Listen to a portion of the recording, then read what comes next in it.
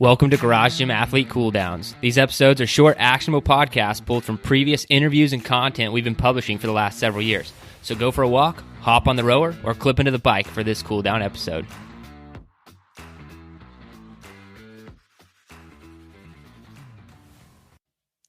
mean, we all learn and learn from each other and from books and from experience and from other people. And so it's almost like nothing is truly ever your own, it feels like, you know. Yeah. Lyle McDonald and I were talking last night. Do you know who Lyle McDonald is? I don't.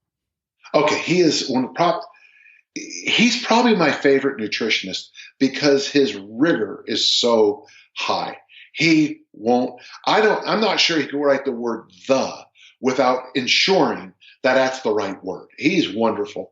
And we were laughing about how I refuse to look at research and he only looks at research. Everything I do is experiential, empirical. Everything he does is research-based.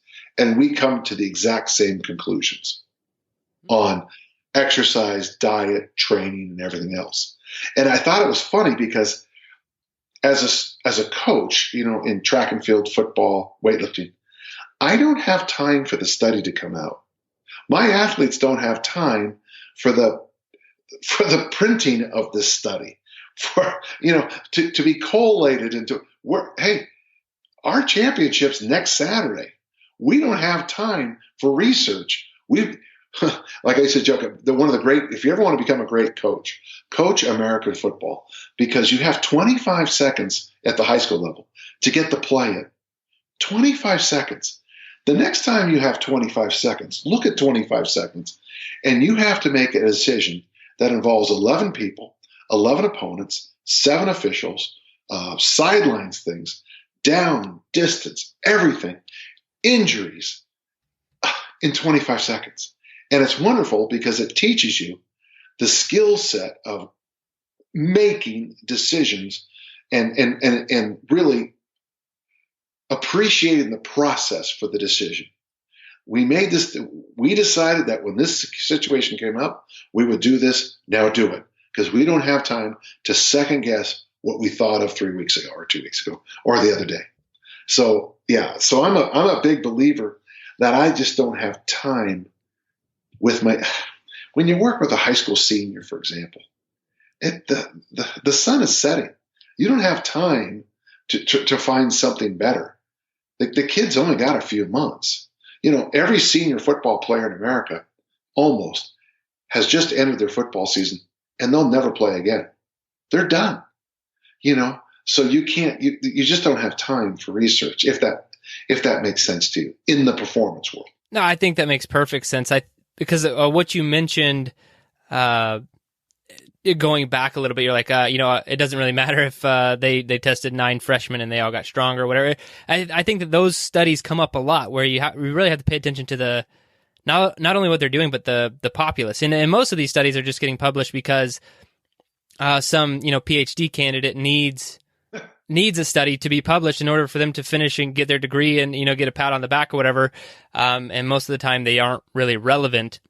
I think if you're coaching and you have a base of athletes, you have to be way more dynamic in nature. You have to make, like you said, quicker decisions.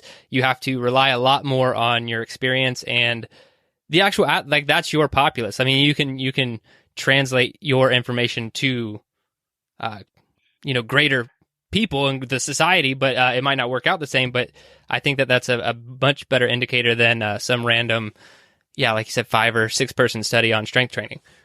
Well, and it's interesting because, okay, so on my website I have a newsletter called Get Up, and it's free. And go in and if you could print them off, it's going to cost you 2 reams of paper. So just read them first. And we had an Olympic gold medalist who wanted to share his training program with people. No one would publish it.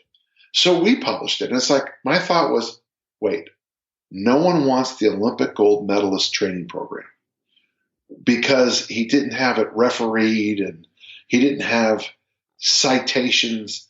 He just said, here are the 12 things I did. I thought it was brilliant.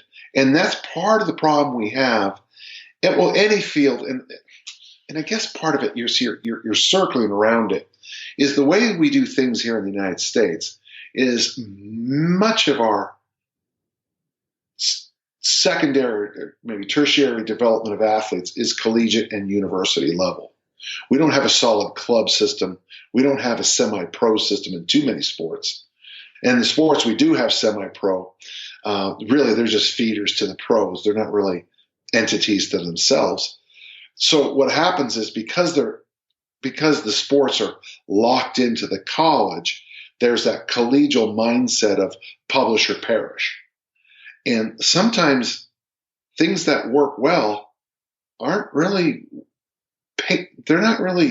should belong to the Utah Strength Conditioning Quarterly. They're just a good idea that works, if you follow. Oh, yeah. Yeah. So that, like, for example, when I started doing loaded carries because I broke my wrist and I couldn't really do anything else, it transformed my career. So the research behind it was this. Break your wrist into 8 pieces. Be told by your doctor you'll never lift weights again. Look at your doctor in the eye and say, you don't know who you're talking to. Go home, pick up heavy bags with a sled and go for a walk. A couple months later, you throw the discus as far as you ever have in your life because you pick up bags and carry them.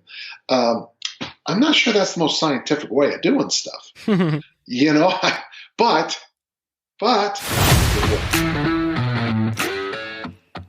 Thanks for listening to today's Cool Down. If for some ridiculous reason you are not subscribed to Garage Gym Athlete programming, fix that problem right now. Go to GarageGymAthlete.com, sign up for a free trial, get started with us today. Thanks for listening.